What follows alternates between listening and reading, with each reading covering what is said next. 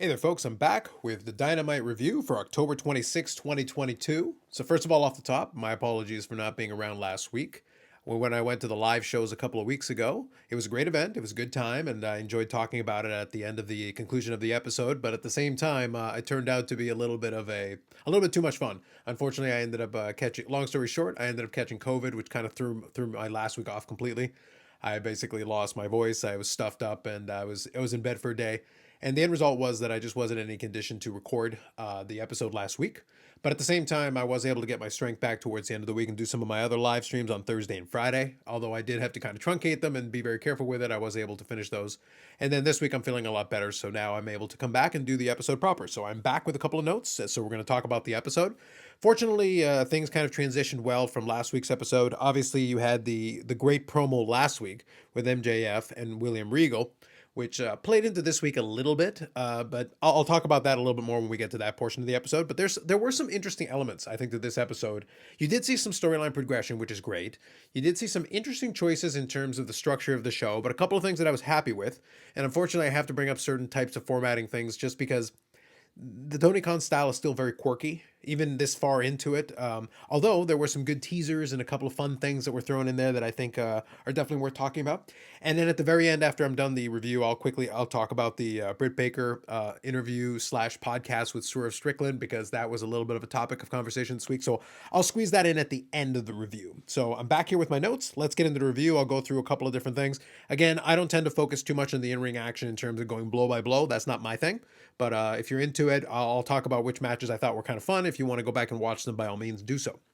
So off the top of the show, we had Jericho and Daniel Garcia taking on Wheeler Yuta and Claudio Castagnoli. So you had, the Blackpool Combat Club taking on the JAS. But an important element of this is that the conclusion of this match did also lead into a storyline element that actually played out throughout the show. So I thought that was actually very good, the way that book ended from the beginning of the show to the end of the show. So it was a good, hard-hitting match. Obviously, these wrestlers in the ring, you're going to have a solid match, especially as a good starter. Crowd gets into it and everything. I thought it was a good crowd in Virginia, so I thought pretty solid. Claudio pins Jericho, which is great. Gives Claudio a little bit of momentum back. Obviously, that he needed some, because after losing to Jericho and losing that ROH title that he lost after a little bit, right now Jericho was doing his whole Ring of Jericho bit. So him, knocking off Castagnoli in this kind of a match wouldn't have served any purpose for him. Jericho does have to lose a couple of these matches, but obviously this was a non-title match. And it did lead to Jericho having a rant later where he would, again, do another open challenge for a former ROH champion. We'll see who they peg for that position, but it continues that bit of storyline, but also gives Claudio a win, which he needed, and then also led into the next segment, because the next segment was a backstage interview with Bryan Danielson with Renee. So Renee got a lot of work on this show.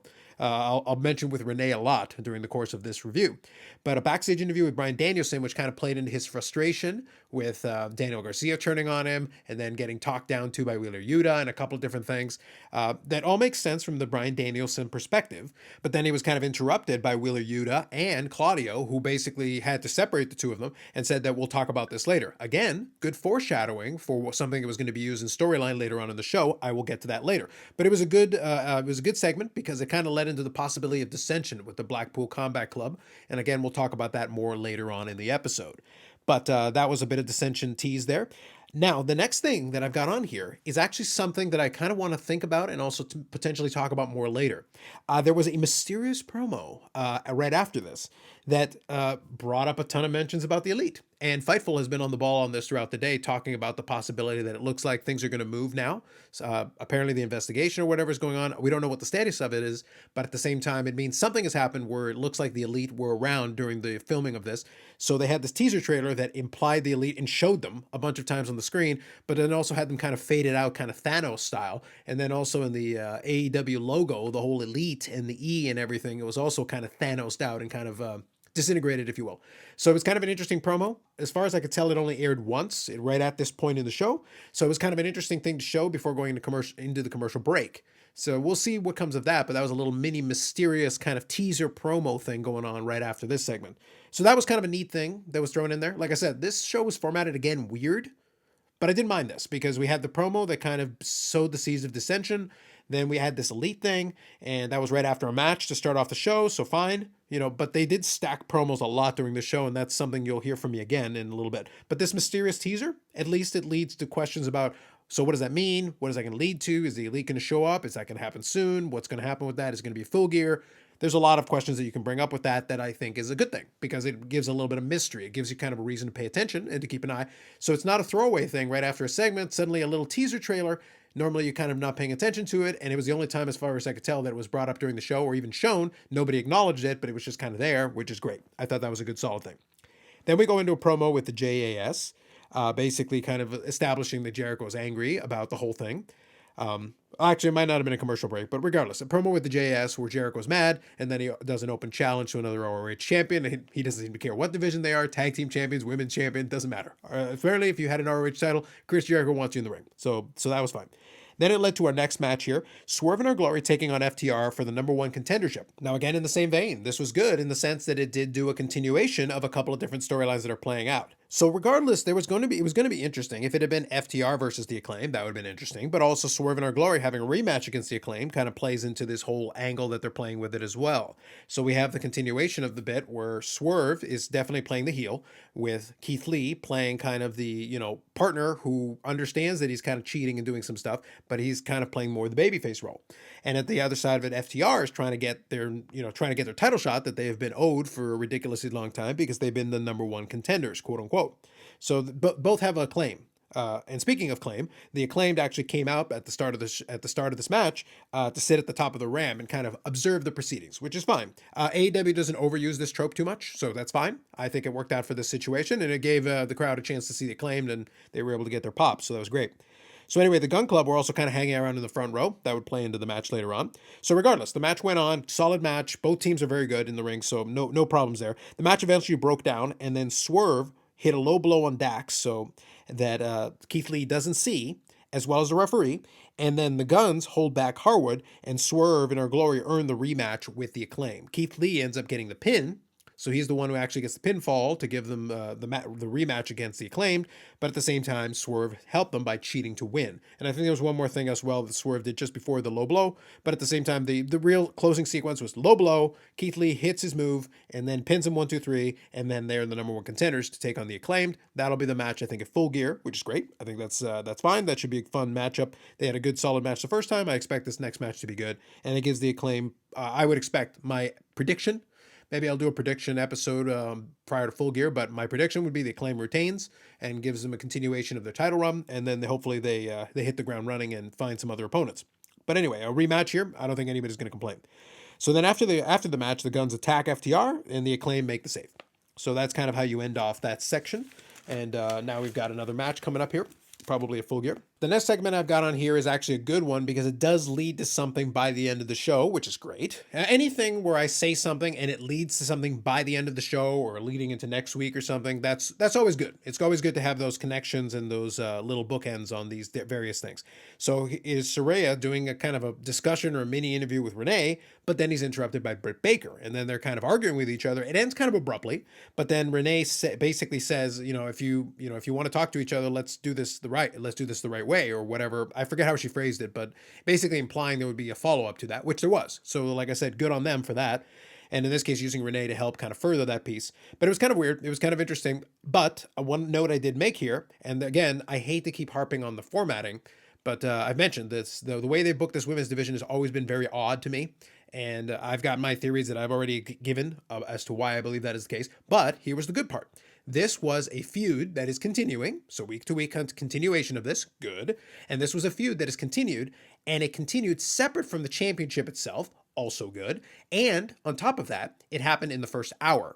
And it was separate from the rest that would come later, because there was also a match on the show, which we'll get into a little bit later on. But the point is, this was put into its own little island separate from it, with a separate non-title related feud happening at the same time as, the title itself and other matches and things, which is all we want and all we ask for.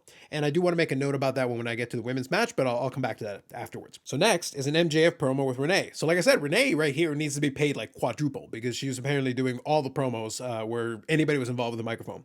And then MJF does a Moxley impression, which was kind of fun. He said that, he would try to win relatively clean. So he kind of walked back from the idea of earning it and doing that whole bit, which I thought was a fun touch. Now, real quick point I want to make about this, and this will come into play later on in the episode. The little walking and back thing, I did enjoy that. I was shocked. I was legitimately shocked that MJF didn't go with the obvious low-hanging fruit that Renee is Mox's wife. So I honestly thought he was going to say something. I genuinely did believe that. The fact that he's walking this weird line, this weird tweener role, this weird line, I think makes it kind of weird. But it was one of those things, like, it was right there, right in front of him, low-hanging fruit in terms of an easy shot to take. But I just thought it was very funny that it's like, literally, you have John Moxley's wife directly in front of you with a microphone, with the chance to say something. He was rude to her, and the usual thing that but he literally would have done that with Tony Schiavone or anybody else. So there was nothing special about the way he was rude to her, but I just thought it was very funny that like, I think they were teasing you with it is what they were doing, and it was very obvious. But the John Moxley impression I thought was very funny in front of Renee as well. So anyway, Stokely Hathaway comes out, and he basically leaves some doubt if the firm was going to interfere with the Moxley or not, because he basically said, "Oh, I understand. You don't want us to interfere, so he's left alone." Blah blah blah, implying while looking completely shady. And then basically MJF says to him, if he interferes, he'll be fired, etc. Again, another seed was planted, and then later on in the show, we do get a payoff for that. Next, a promo of the Kingdom. It sets up Matt Taven taking on Wardlow for the TNT Championship. This is perfectly fine, but a hell of a lot of promos during the show. A ton. Like, you already see, like, I'm talking about, when I say promos, I mean like an interview segment, or I mean like a video package, or I mean like a variety of these things, one after another after another. You just keep stacking them and stacking them. Next, Sammy Guevara taking on Bryan Danielson. Great match. Sammy Guevara, for all his issues, for all his warts, for all the issues he seems to be enjoy causing, he can still go in the ring. And obviously Bryan Danielson is fantastic. So it was a continuation of kind of the frustration that Bryan Danielson had. He kicked Sammy Guevara very hard and was able to win the match. Victorious, so clean win there. All good. And then we'll go into the Blackpool Combat Club later on here. Next, a promo with Rey Fenix. So you're seeing what I'm saying about the promos. A lot of promos during the show. He was interrupted by Christian Cage. And Rey Fenix said he wanted to chase after the All-Atlantic Championship. But then Christian Cage says, wait a minute, my right hand of destruction here, Luchasaurus wants the All-Atlantic Championship, blah, blah, blah. And then they're interrupted by Orange Cassidy. So you notice the interruption thing is also, guys, we got to ease up on this trope. And it also leads me to another question I'm going to have in about half a second here. So he's interrupted by Orange Cassidy, who basically agrees to a triple threat match. I initially put triple threat ? But that's exactly what it is. I was like, so Orange Cassidy's gimmick is that whenever anybody talks about him or challenges him for the title directly or indirectly, and it's two people, he automatically will accept a triple threat match. Why? Why can't he just have one-on-one matches? It was just weird, because we did the thing with Roosh and Ten, which was a triple threat, and now we've got this triple threat match that has been promoted that will be coming up next week, where we're going to have Orange Cassidy, Luchasaurus, and Rey Fenix, which, by the way, will be a very good match. But I kind of want to see Orange Cassidy take on one or both of these guys in a singles match. I think that would be very fun. And I would love to see Luchasaurus legitimately take a stab at it. But to be honest, like, maybe it's because I'm distracted by what I want to see on this, and I'm always very clear about this. I want to see Ethan Page hold this damn title. I think he should be the one to take away from Orange Cassidy. And by the way, I don't think Orange Cassidy will lose that match. That's the kind of problem I see with this. If you do just the Rey Fenix match, maybe Luchasaurus interferes, and then that leads potentially to a match with Luchasaurus, and then you can have a couple of matches out of this instead of just shoehorning one match into it. That's kind of my angle on this piece. Anyway, so let's move on. All right, next up is your women's match of the evening, because again, we just put one match in there, which I understood. Like I said, I prefer what they did versus a lot of the alternatives that they've had in the past and stacking everything together. There were a couple of weird things about this one that I'll note here in a second. So it's Jamie Hayter taking on Riho. So you got a former women's champion in Riho taking on Jamie Hayter, who has done the on again, off again. Everybody really wants her to turn on Britt Baker. So do I. And again, and I've talked about this before, I love Britt Baker's character. I enjoy it, and I'll talk about the whole Swerve Strickland and the podcasting after. I'll get to that. But I enjoy Britt Baker's work. I enjoy what she's doing. But she has a thing with Saraya. So for me, like, right now, you almost have a thing where, and by the way, you could still do it. I kind of want the thing where Jamie Hayter separates out from it. Because again, for me, my money, and I'll talk about it at the end of this match, I'll talk about the TBS Championship. I want Jamie Hayter chasing after the TBS Championship. That, in my opinion, is a money feud. I would love to see it for me. But again, I guess everything's still in a holding pattern. But anyway, so the two of them got a decent amount of time. Riho's very good being the underdog, and obviously the size differential between the two ladies, I was obviously going to make that the style of the match. But it was weird in the sense that it was I won't say it was too long because I don't think it necessarily was. I think it was reasonable in terms of the amount of runtime they had in terms of this match, but it was just counter. But there was sequences of it that was counter, counter, counter, counter, counters. Like Jamie Hayter is a lot bigger and a lot stronger than Riho, and Riho is amazing at selling a lot of offense getting hit on her. So it's one of those things where it's like, but we don't need to be doing constant back and forth, back and forth, back and forth, back and forth. It kind of hurts Hayter a little bit because she's literally like, I think the announcers called it 6 inches and 40 pounds, and that might be underplaying a little bit. Like Riho looks like tiny compared to Jamie Hayter. So it's one of those things where it's like, no, I feel like Jamie Hayter has to hit consecutive moves a little bit and kind of be the aggressor in it. But anyway, Jamie Hayter is very good at trying her best to make it to make the David Goliath thing work really well in this situation, and Riho can do it and can sell it. But I felt like it almost dragged on because of the way they did it. It felt like it dragged on a little bit long, and I think the crowd lost a little bit of momentum for it just because of that. Even though they had moments where they would still be responsive, there was almost too much going on as far as this match is concerned. I don't think it was a bad match by any stretch of the imagination, and I feel both of these ladies could have an excellent match, but I think you have to structure it a little bit differently. I think to get the most out of it is would be my opinion on that. Too many reversals, for my opinion, in the way they structured this match. Hayter ends up winning with the lariat, which is the right move. Maybe a little bit surprising because it was almost a thing where anybody who helped out Toni Storm, and I'll talk about Toni Storm here in a second, anybody who helps out Toni Storm immediately becomes the number one contender. It just seemed to be the way. But no, I'm okay with this because even though Riho is a fan favorite and Riho is very good, right now I feel like if you're going to set up some kind of a mini feud going on with the title involved, I love Jamie Hayter being in it. But the reason, like I said, the TBS Championship thing to me is kind of the play here. Is unless you actually plan on pulling the trigger and putting the title on Jamie Hayter, which I don't think you're going to do. I'm honest. I don't think you're going to do it. I would rather not see Jamie Hayter eat a loss to Toni Storm or anybody else like that. Why don't you have her do the TBS Championship? Have her be the one to beat the streak and then get the double momentum with that and actually have the title. I would actually like to see Jamie Hayter have the title. But like I said, we'll get back to talking about that in a little bit here. Speaking of Toni Storm, the end result is that Toni Storm actually comes out. Now, it was weird because it wasn't like the heels attacked Riho and then Toni Storm came out. Toni Storm literally just came out to kind of prance around with the title and like hold it and like mock them with it, which was fine, but it was just weird. It was just odd. It was like, we need to put Toni Storm on the show. Have her come out and like hold the title in front of the heels and they'll like yell back at her from the ring and she'll like smile at them with the title. And I was like, okay, great. Now, there is a good side to this. The good side to this is that the AEW Women's Interim Champion, and I'll talk about that in the post after I talk about the show, the AEW Interim Women's Champion was actually on the show. Good. And she's actually had a good run of being on the show consistently since she won that title. So that's actually been a good thing. And there was a good observation. I think it was from Will Washington and Denise Salcedo had a podcast on the Denise Salcedo channel. And I thought they made Will Washington made an excellent point that in relative terms, the fact that Toni Storm has either been wrestling a match or been featured in some way in every single episode or close to every episode since she got the title almost makes her the best booked champion, even though she's an interim champion, the best booked women's champion in AEW's history, which, by the way, is a very sad state of affairs if you really think about it. Like, several of them deserved a lot better than that. But I'm happy that Toni Storm was on the show with the title. I want to see the champion with the title at least every other week. If not, I could have lived with a pre-tape on Rampage. But I want to see the champion there semi-consistently to remind everybody, hey, this is the champion. And if you're not going to put her in a match, well, then I guess you could do this. Or, my suggestion, put her on commentary during this match because you've got these two competing and theoretically the winner of this, could have been in line for a title shot. We don't know if that's what's going to come out of this. But the point is, I would love to have seen Toni Storm be on commentary and give her a little bit of extra airtime as opposed to just shoehorning this in here at the end, and it's just kind of awkward. But anyway, moving on from that. Next, Eddie Kingston promo. Kind of a continuation. Again, I'm happy. Continuation. We're seeing, this progress in terms of a lot of these little mini stories that they're telling. So fair enough. Eddie Kingston had been losing control a couple of times. He had a little mini intervention last week. So this was a follow-up. And by the way, Eddie Kingston promo with Renee. So like I said, pay Renee.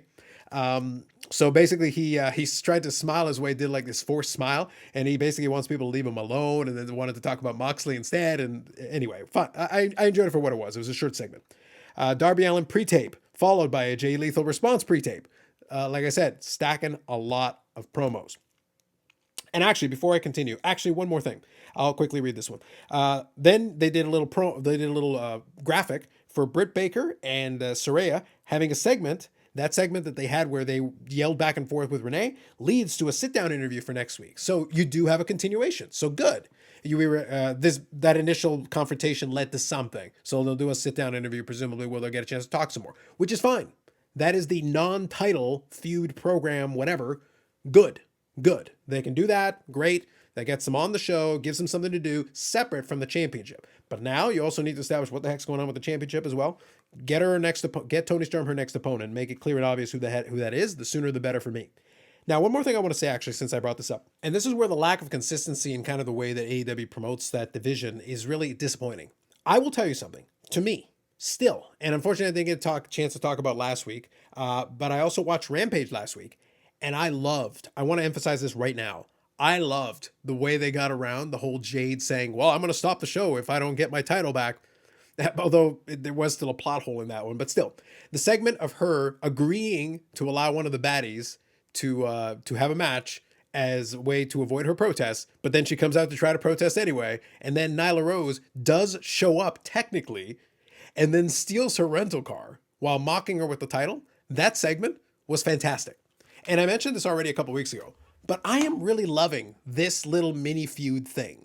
This is more comedic in style. Obviously, I don't necessarily need you to replicate this with the AEW Women's Championship. I don't think that's appropriate, but that's not the point. The point is here, Jade has never actually had a real feud, per se. This is the closest thing to a feud. But basically, Nyla Rose has created this feud by being annoying and basically stealing her stuff, which, you know what? I don't care. It's still funny. Nyla Rose declaring herself the TBS champion, parading around with the title, and literally just mocking her at every turn has been hilarious. Nyla Rose has been tremendously entertaining. And you know what? I don't care the fact that it's stupid. Because it is tremendously stupid. The fact that she has in fact stolen property. And on top of that, she stole more property. And on top of that, she has accomplices who have helped her steal property. Because if you really get down to it, what has happened here is that she has stolen the TBS championship. Tony Khan and his infinite, I don't even run this company business, in kayfabe as well, apparently has allowed her to steal the title and apparently can't really enforce her giving the title back. And on top of it, she then steals a rental car with the help of her accomplices, Marina Shafir and Vicky Guerrero. The three of them are literally just stealing. She is having a thieving spree against the TBS champion who is powerless to stop her. It's hysterically fun. It's actually very entertaining. I have enjoyed it thoroughly. But like I said, I would love to see them put 1/10 the amount of care. I don't know whose idea this was. Whoever this is, promote this man or woman. I don't care who came up with it. Promote them because this is actually fun. I am having a good time. It's just thinking about these segments and just enjoying them for what they are. They're not too serious, but at the same time, as long as it leads to a match, if you get a Nyla Rose Jade match out of this, which I expect we will, I expect probably a Full Gear would be my expectation. At least this has a build. This already is infinitely better booked, indirectly, I guess, than the AEW Women's Championship, which again, I'll talk about it at the end of the show, at the end of the show review. But the point is, this is fun. But I kind of would like to see, I would love it if you had at least done a recap of this, because this was very funny. And this was on Rampage, and obviously less people see Rampage. I still want the TBS Championship acknowledged on this show. This is one of my critiques that I've said repeatedly. Put a quick video package to say, by the way, if you missed Rampage, this happened. And it's like, so do you think Jade's going to get back her TBS Championship? What's going to happen? Is there a match going to happen? Like, mention it. Promote it in some way. Because I want to see this match. I think this will be fun. And I would love for there to be feuds coming out of this title so that we actually are able to have those entertainment moments. Because for me, that was a very entertaining segment. I enjoyed it for what it was. And again, it was on the definite B show. And yet, it still had more activity actually involving the champions in the title than the AEW Women's Championship and a lot of the other titles around here. And AEW's got a ton of titles, so Lord knows you could use a little bit of levity in a couple of these things. Next was the main event of the evening, which was Penta El Zero Miedo taking on Jon Moxley for the AEW Championship. Hard hitting. Both guys are great in the ring. They know what they're doing. It ends with a Paradigm Shift and Death Rider combo. So we end up having the pair of them to put away Penta. Penta looks fantastic as always.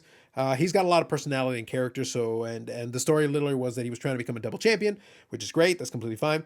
Now we finished with a storyline element, which is Then Jon Moxley, after winning this match, is attacked by the Firm. So we had this whole bit where like MJF says, don't, leave him alone or I'll fire you, blah, blah, blah. So he's attacked by the Firm. They flat out just attack him, no questions.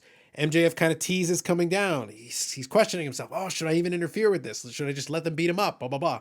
Because he said the whole bit that he wanted him to be 110%, et cetera, et cetera.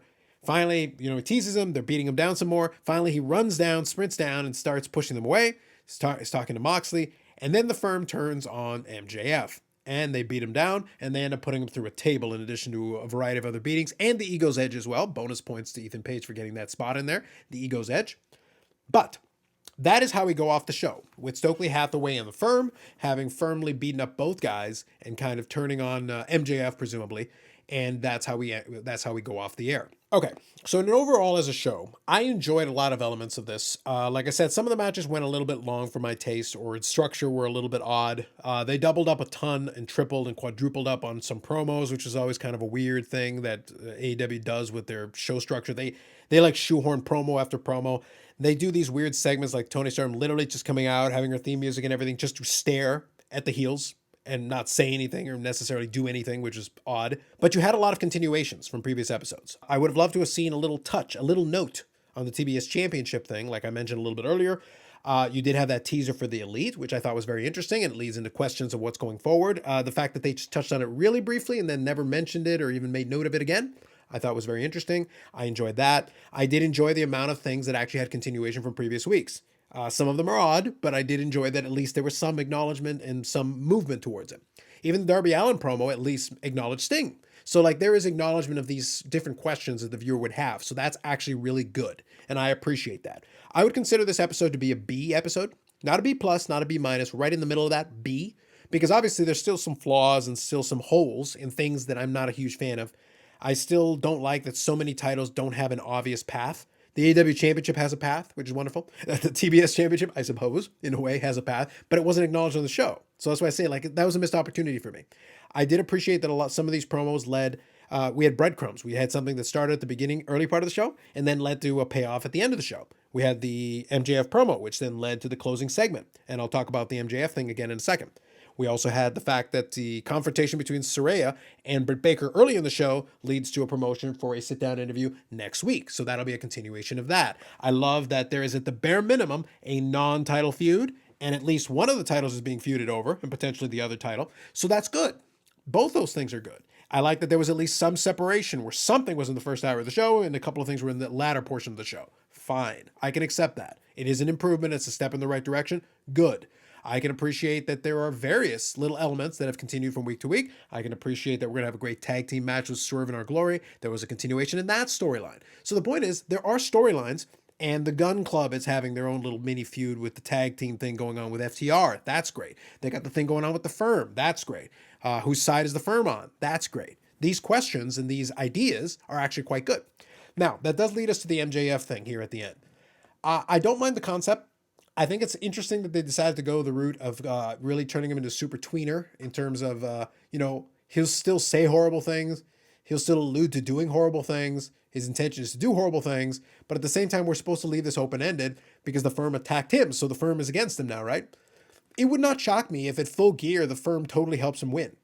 Or William Regal helps him win. Or a variety, or MJF himself just cheats. Or whatever. There's a variety of other scenarios that I totally see possible here. The only thing is I almost feel like they're overbooking and over outsmarting themselves. If the Firm helps him win and it's supposed to be this great swerve, it's like, ha, I fooled you all. He literally was put through a table. He was hit with the Ego's Edge, which by the way, we're supposed to be selling as legitimate moves here. So if these are legitimate moves, why would you do that to yourself to try to sell this idea? It's like, well, because I'm evil and I fooled you. It's like, but that's a really dumb way of doing it. People already know you're a cheater. You literally call yourself the devil. I expect you to cheat. So the idea that you would lie is really not beyond the pale.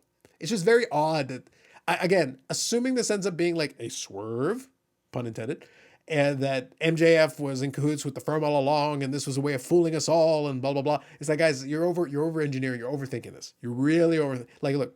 MJF has had a faction, on contract that he can bring in whenever. That was already complex enough, but adding this other layer where like we're overthinking this, like we'll fool you all. It's like, look, you already have an advantage. Oh, and one other thing I forgot to mention. that is a major plus from the storyline perspective, is that they actually showed the back where the Blackpool Combat Club, presumably they were meeting to air out their grievances, reference from earlier in the show, good continuity, guys, and they locked the locker room, preventing them from coming in to make the save, which allowed the firm to pummel them all senseless. Wonderful. Very good. That's why I say, like, I want to give credit. There were some continuity nods here. There were some elements, little storyline elements that were tied up very nicely. So the fact is the Blackpool Combat Club was unable to come out and help out. Otherwise, we're not left with the question, like, why didn't he come out and help out Moxley? Exactly. We were covered on that. And we were also covered that there was a legitimate reason why they would be together in that locker room at that moment, presumably having that conversation with Bryan Danielson and Wheeler Yuta and Claudio and potentially William Regal. The point is, they're all there doing that. And that means you have an opportunity, you have a good storyline reason for them not to be at ringside. So I appreciated all those elements of it. I thought that was great. So in terms of all that, it was a jam-packed episode, I will say. And in ring, like I said, not flawless, but solid matches, some good stuff. And I was glad to get a feature for Jamie Hayter. I was glad to get a feature. You're continuing this ROH thing, and I'm in the camp of, please, can we just have an ROH show just so that we can get the ROH stuff off the TV? I don't mind it too much. Like, I'm not morally offended by it, but at the same time, it's like, guys, we need a little more airtime for some of these other folks. I want to see Miro. I want to see some of these other folks that are right there. They're waiting in the wings, ready to come out and do some stuff. If we can just get the ROH thing off the TV. I need it to have its own space, to do its own thing. I'm enjoying what Jericho's doing with the ROH title and the former champions and the whole feature showcase thing of it. They're not overdoing it on the show, which is fine by me. But at the same time, we're getting ROH titles on TV all the time. And I want to see more of some of this other stuff. I want to see Jade defending her title on a Dynamite episode. Like, I think that would be good. I want to see that. I want to see the All-Atlantic Championship not just being triple threat match after triple threat match in the back. Again, this is only the second one, but it's just something you have to be careful, because with Orange Cassidy, it's very tempting to get into a trope and just keep rolling down that same trope over and over again. I'll be curious to see what happens with that. But anyway, overall, like I said, a B episode for me. Solid. I enjoyed it. I had fun. It wasn't perfect by any stretch of the imagination, but certainly more enjoyable things than not. So that's kind of my take on that. Okay, I'll finish up with the last thing is going to be, if you didn't get a chance to see it, I'm going to try to find a link to it for you. Swerve has his own podcast in which he interviews a variety of different folks, and there's been a couple different interviews with different wrestlers, also from AEW and such, but also not just from AEW, but also from other companies. But as part of his podcast, he had on Britt Baker in I think it was the most recent episode, and there were some controversial comments that were brought up in it. And I watched the whole thing. I didn't think it was that controversial for me, but I understand why there would be a lot of questions about it. And really, the piece that came down to it was the discussion of Thunder Rosa. And kind of the implication that, Britt Baker, when she was injured, she was still on TV, et cetera, et cetera. And there was the Thunder Rosa thing on Busted Open Radio kind of around the same time, either before or after the podcast. I'm not sure when the Busted Open Radio response came in. She expressed some frustrations. Tony Storm has expressed some frustrations in certain interviews about the whole interim women's championship thing. So there's a couple different parts I want to touch on here. First one is, I really didn't have any issue with anything Britt Baker said in it, because honestly, in character, she can kind of play that. If you want to say she's not in character and she's burying her coworker, I understand that angle, and I have no issue with somebody expressing that feeling and that opinion on it. I thought it was, like I said, I thought it was more of a kind of a dig in the vein of a lot of the stuff that she had done with the sandbagging thing and a lot of the in jokes. Now, whether you like that or not, I think that's fair. She did also in the exact same interview, also kind of compare Thunder Rosa to being like a Batman and Joker kind of relationship thing, and that it makes for good TV. So that's kind of what leads me to think that there's at least an understanding that you can kind of toe the line between kayfabe and reality in it.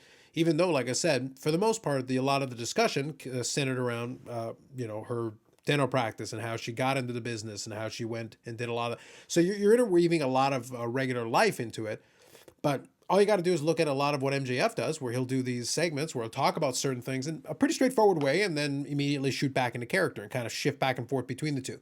So it's one of those things where you have to kind of take it with a grain of salt. You have to remember that professional wrestlers, by their very nature, are effectively, carnies and effectively built-in liars. Almost everything they say has to be at least put through the lens of just take what they're saying with a grain of salt. Take the timing, take the position, take the location. Now, one thing that has to be understood is that Tony Khan has his favorites, and I think we all know that. And I think Britt Baker is certainly one of Tony Khan's favorites, so obviously she would get a lot more leeway to say a lot more things than a lot of other people. But I also think within this very same interview, she was also very complimentary of several of her other coworkers. So I guess it depends. It could just be a situation where you think, oh, well, she's just saying nice things about the people she likes. That's very well could be the case. She had nice things to say about Chris Statlander. She had nice things to say about NJ. And she said some nice things to say about Charlotte Flair, who doesn't even work there. So it's one of those things where I guess it depends on the narrative. If you're already coming in with a preset narrative that you want to go into it, I can totally see how you could come about with that interpretation. It was funny because obviously with a lot of the response from folks taking little excerpts out of it, Swerve felt the necessity to actually take the clip and pull it out to give, and with the subheading full context. So it was like, no, watch the whole clip. And like I said, I didn't think it was really that big an issue in that regard. To me, if you want to be concerned that there is a bit of a narrative being spun against Thunder Rosa, I wouldn't even worry about the Britt Baker one. I would be more concerned about the Toni Storm one, because in the press, in that presser at the end of one of the shows, she basically kind of almost questioned if Thunder Rosa is actually hurt. And I think stuff like that is a little bit more harmful. So it's kind of funny because that one almost kind of slid under the radar, but then this is the one that people fixate on, which I understand because obviously Britt Baker is a high profile woman within that section of it. She is a Tony Khan favorite, so that's always going to play into that as well. But then at the same time, the Thunder Rosa time, especially since she got the championship, has been kind of murky and kind of odd in the way it's played out. And I agree that she's been booked very poorly. And that is very much a Tony Khan problem. And I have to put that at his feet. He's created a lot of these quote unquote problems in terms of that. And I guess it would be one of those things where if you book it better, I don't think it'd be less of an issue. But I also agree with one thing as far as this is concerned. It looks like Thunder Rosa is going to be out for a while. How long exactly, it's hard to say. In the Busted Open Radio thing, she said she's telling people January, but she's not sure if it's January. Well, right now we're in late October. So that's still several months away, potentially, at the bare minimum. I think that's long enough where I really would drop the interim label on the AEW Women's Championship and let Toni Storm have a Women's Championship reign, like without the interim tag on it. Because at this point, like it actually kind of hurts her a little bit. I would honestly let her, run with it and be the champion and book her as a champion. And at least she's been on TV, which is really good. Like I said, I would book her as a champion and let her have legitimate feuds. If you still want to do the Thunder Rosa, Toni Storm thing after, great. Wait until Thunder Rosa's healed up and then set up the storyline. And you can sow the seeds based on this, that, she would be frustrated, that she was disrespected, that, people questioned her, and just play that into the character. And you could totally work that. And I think it would be very entertaining and interesting and compelling. And she could come in either as a bad guy or as a good guy. She could be sympathetic, or it could be a case of bitterness, and she could be the bad guy in this. So I think that would work perfectly fine. You could play either one of those angles, and I think it would be very entertaining. But give Toni Storm a break and actually let her have the full title reign treatment, and treat her as a champion and run her out there like a champion. Because right now, for the most part, I would say she's almost the best booked champion they've had for that AEW Women's Championship, which again is very sad. And that's kind of what I alluded to earlier in the review, is that it's bad that the reigns have been so poor that opportunities have been missed here. And there's a chance to do better going forward. Like, honestly, we can't fix the past in this. So you know what? Start now, focus on the current, and do better. Offer that opportunity. Set up, have logical next opponents and feuds and things that are going to lead her down the path to have these defenses. So that if you do decide to revisit the Thunder Rosa Toni Storm thing, great. Toni Storm will be in a very strong position if you do this. And that will help. That'll actually be good because it'll make it more compelling. It'll make it more interesting because if you book her like a strong champion, then if Thunder Rosa wins it by cheating and becomes a bad guy, then that works. Or if she, overcomes the odds, that works. So there's a couple different ways you can still play it, that basically the champion needs to be strong in this situation so that no matter what you do, it actually benefits everybody. And I think in the long run, that's the best play. Because you're going to have the Britt Baker Soraya thing, and right now that's happening over there. Great. But whatever happens and comes out of that, I want to see something with Jamie Hayter. Like, there's some opportunities here to do some of that stuff, and I think that'll be good. And that's kind of how you would play that. And kind of playing also into what I've talked about in the past several weeks is that I would be extremely careful if I was AEW. I really don't want them to keep using the social media aspect, the podcast and things to try to like fish out little ideas for trying to put that on the television. It's like, you know what? Maybe just do a couple of interviews. You just play it straight. Let's just do that for a little while. Let's just do a thing where you're not going to try to play you don't need to play an angle on every single thing, every single time. It's fun to have questions. It's fun to play into certain things. Like I said, that teaser for the Elite earlier that I talked about, I thought that was interesting. There's going to be some questions. If they show up, how are they going to react? What kind of characters are they going to portray? How are they going to respond to the time they were away? all those things lead to a little bit of intrigue. I think that kind of intrigue is okay.